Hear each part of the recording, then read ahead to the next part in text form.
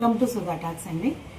ఈరోజు మన టాపిక్ ఏంటంటే మహిళల పొదుపు సంఘాల గురించి మాట్లాడుకుందాం. ఇది ఈరోజు మన topic. Please like and subscribe my channel. అందరికీ నమస్కారం. నా పేరు సుధామ. నేను SC ST vigilance and monitoring committee మెంబర్ని. ప్రస్తుతం నేను డివిఎంసి స్కావెంజర్స్ కమిటీ మెంబర్ని, కూడా జిల్లా మెంబర్ని. అలాగే నాకు సహాయ అనే స్వచ్ఛంద సంస్థ ఉంది. ఈ సంస్థ నేను ఎందుకు రిజిస్టర్ చేసినంటే మహిళల ఇబ్బందుల గురించి, అట్లానే ఇప్పుడు ఏదైనా అన్యాయం జరిగినా ప్రశ్నించడానికి ఇట్లా కొన్ని బైలాస్ పెట్టుకున్నాం. మరి ముఖ్యంగా నా మెయిన్ థీమ్ ఏంటంటే మహిళలకి జరిగే ఇబ్బందుల గురించి ఫైట్ చేయడం కోసమే నా సంస్థను నేను రిజిస్టర్ చేయడం జరిగింది. ఇప్పుడు నేను చెప్పబోయే అంశం ఏంటంటే, ఏదైతే mission for poverty elimination in municipal areas అనేది పట్టణ పేదరిక నిర్మూలన సంస్థ, మెప్మా అంటాం దీన్ని. ఈ మెప్మాలో పశ్చిమ గోదావరి జిల్లా చాలా అట్టుడుగుపోతుంది అనమాట. ఎందుకు అని అంటే అక్కడ చాలా అదే అంటాం చూసారా, కర్ణుడి చావుకి 1,00,000 కారణాలు ఉంటాయి అన్నట్టు ఈ మెప్మాలో ఈ లోపభూయిష్టమైనటువంటి వ్యవస్థ నడవడానికి అక్కడ ఉన్నటువంటి యానిమేటర్స్ కొంతమంది ప్రజల సొమ్ము, అదే ఎస్హెచ్జి సభ్యులు, పొదుపు సంఘంలో ఉన్నటువంటి మహిళల డబ్బుని దుర్వినియోగం, కోట్ల రూపాయల్లో దుర్వినియోగం చేయడానికి కారణాలు కొన్ని నేను చెప్పాలనుకుంటున్నాను. అందులో ముఖ్యంగా చెప్పాల్సింది ఏంటంటే, ఫస్ట్ రీజన్ ఏంటంటే పర్యవేక్షణ లోపం అనమాట. ఈ యొక్క మెప్మా ఏర్పాటు చేసినప్పుడు ఆ యొక్క స్వయం సహాయక సంఘం ఏర్పడిన తర్వాత ఆ స్వయం సహాయక సంఘంలో ఉన్నటువంటి సభ్యులకి వాళ్ళు దాచుకున్న డబ్బుని ఎలా వాడుకోవాలి, బ్యాంకు ద్వారా వచ్చిన లింకేజ్ని ఎలా వాడుకోవాలి, దాని ద్వారా 10 మంది పంచుకోవడమే కాకుండా ఏదైనా 2 సభ్యులు కలిసి లేదంటే 3 సభ్యులు కలిసి ఒక వ్యాపారాన్ని రన్ చేసుకొని చేసుకోవడం ఒక టీం అయితే, ఆ 10 మంది సభ్యులు కలిసి ఏదైనా వ్యాపారాన్ని పెట్టి దాని మీద వచ్చిన ఇన్కమ్ని 10 మంది సభ్యులు లాభాన్ని పంచుకొని వృద్ధిలోకి రావడం అనేది ఒక థీమ్. అదే కాకుండా అనేక సామాజిక అంశాల మీద కూడా ఈ యొక్క డ్వాక్రా కానీ, డిఆర్డిఏలో ఉన్న పొదుపు సంఘాలు కానీ, అలాగే పట్టణంలో ఉన్నటువంటి పట్టణ పేదరిక నిర్మూలన సంస్థలో ఉన్నటువంటి సంఘాలు కానీ వాళ్ళని తయారు చేయాల్సిన అవసరం ఈ యొక్క సిబ్బంది మీద ఉంది. ఎవరైతే ఈ హెచ్ఆర్ పాలసీలో వెలుగు ప్రాజెక్టులోను అలాగే ఈ మెప్మా ప్రాజెక్టులోనూ ఉన్నారో వాళ్ళు ఆ పని చేయాలి. కానీ అసలు సంఘం ఏర్పడిన దగ్గర నుంచి ఏ రోజు కూడా ఆ సంఘ సభ్యుల విధులేంటి, వాళ్ళకున్న హక్కులేంటి, వాళ్ళు అసలు సంఘాన్ని ఎలా నడుపుకోవాలి అనేది ఎప్పుడు కూడా వాళ్ళకి అవేర్నెస్ చేసిన దాఖలాలు అయితే లేవు.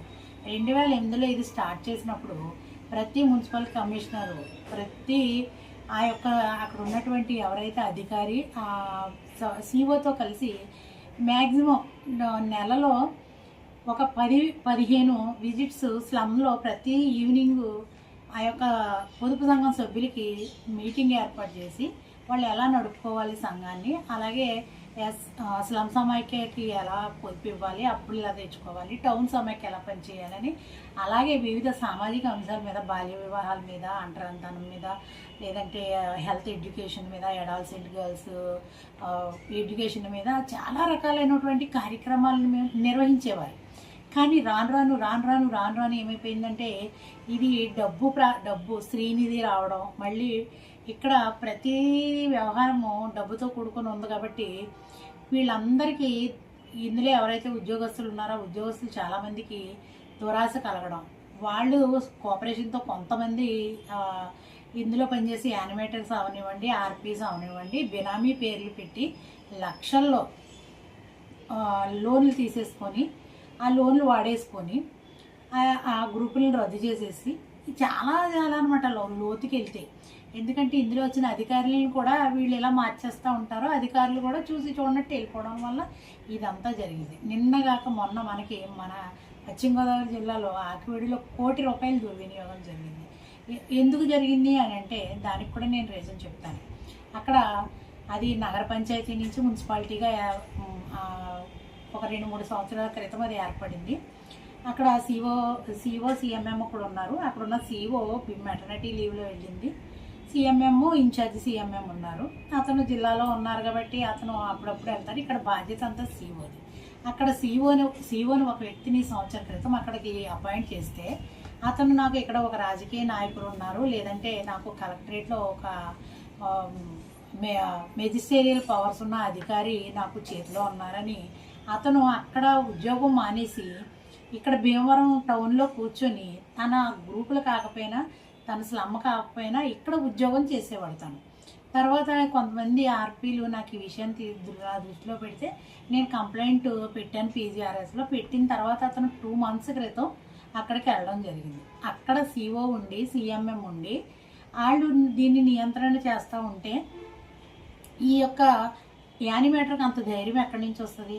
అలాగే బ్యాంక్ అధికారుల పాత్ర కూడా ఇందులో ఉంటుంది. ఎందుకంటే వాళ్ళని ఇన్ఫ్లుయెన్స్ చేస్తున్నారు. డబ్బు ఎవరికై చేయదు కాదు కదా.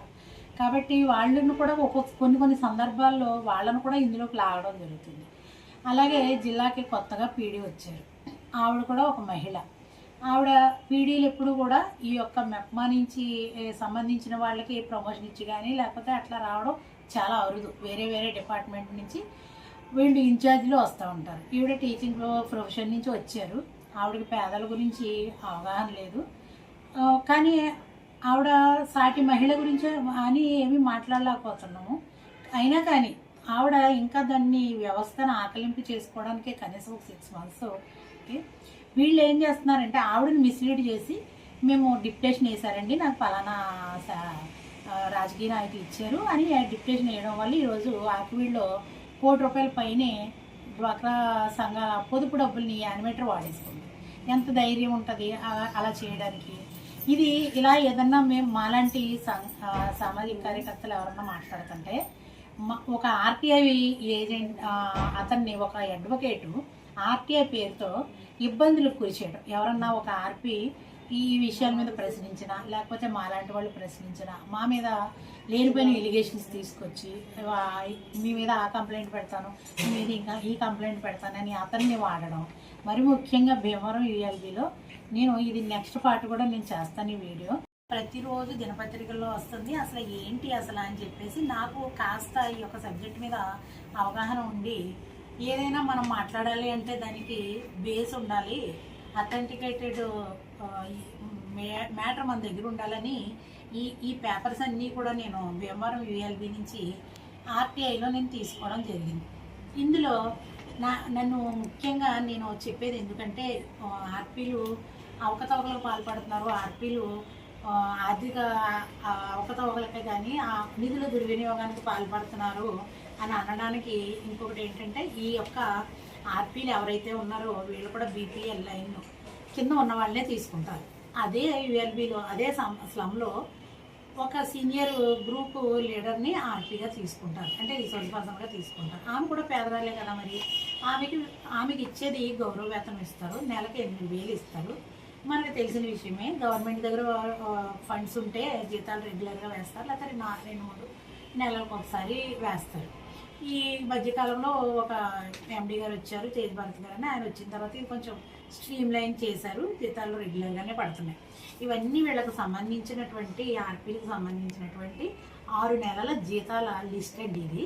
నేను ఈ ఒక కన్సల్టేషన్ ఇది తీసుకున్నాను నేను ఆర్టీఐలో. ఇది నేను చూసినప్పుడు చెక్ చేసినప్పుడు నాకు చాలా విషయాలు ఇందులో గమనించాను నేను. ఎందుకు అని అంటే ఇక్కడ ఈ 2 నెలలు జయకృష్ణ అనే సిఓ, నానిబాబు అనే సిఎంఎం ఇక్కడ పనిచేయడం జరిగింది. ఈ 2 నెలలు చాలామందికి 90% వీళ్ళకి 8,000, 7,000 అని చేంజ్ అలా వేయడం జరిగింది. ఎవరో ఇద్దరికి అసలు వాళ్ళు ఆఫీస్కి రారట, పని చేయరంట. వాళ్ళకి తక్కువ వేశారు. 1,100, 1,000 రూపాయలు, 500 అలా జీతం వేశారు. ఓకే, ఇక్కడ నుంచి వచ్చేసరికి ఎక్కడైతే ఈ 3వ నెల వచ్చిందో ఇవి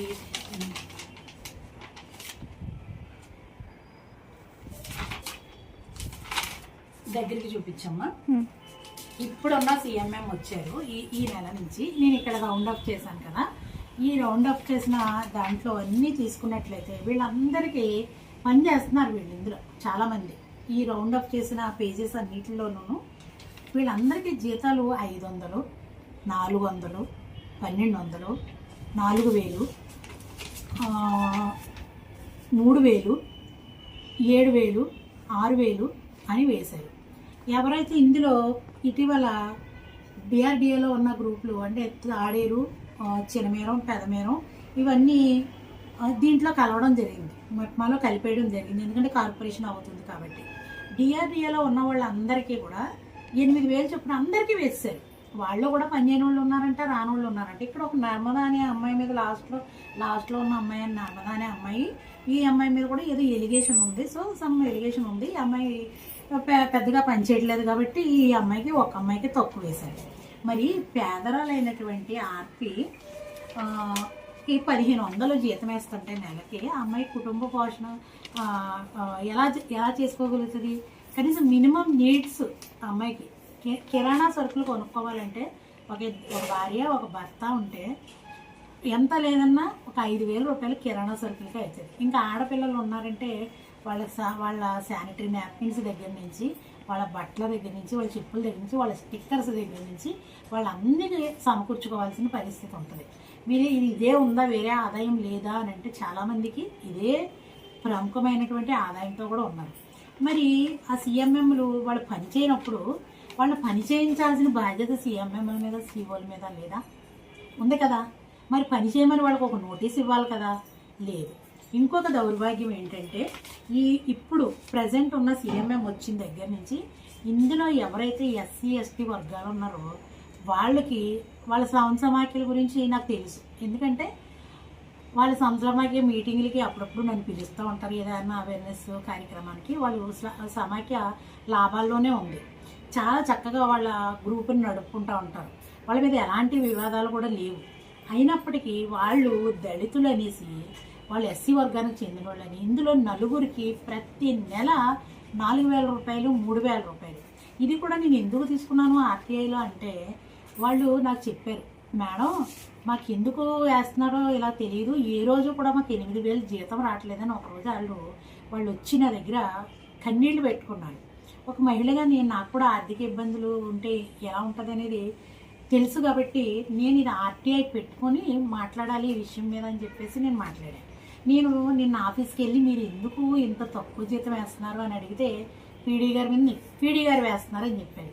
ఇది జీతాల ప్రాసెస్ ఎలాగంటే ఫస్ట్ ఆర్పి తన వర్క్ డన్ రిపోర్ట్ మీద సిఓ అథెంటికేట్ చేస్తారు. అథెంటికేట్ చేసిన తర్వాత సిఎంఎం అథెంటికేట్ చేస్తారు. తర్వాత పీడీ తర్వాత ఎండి గారు ఈ యొక్క జీతాలను శాంక్షన్ చేస్తారు.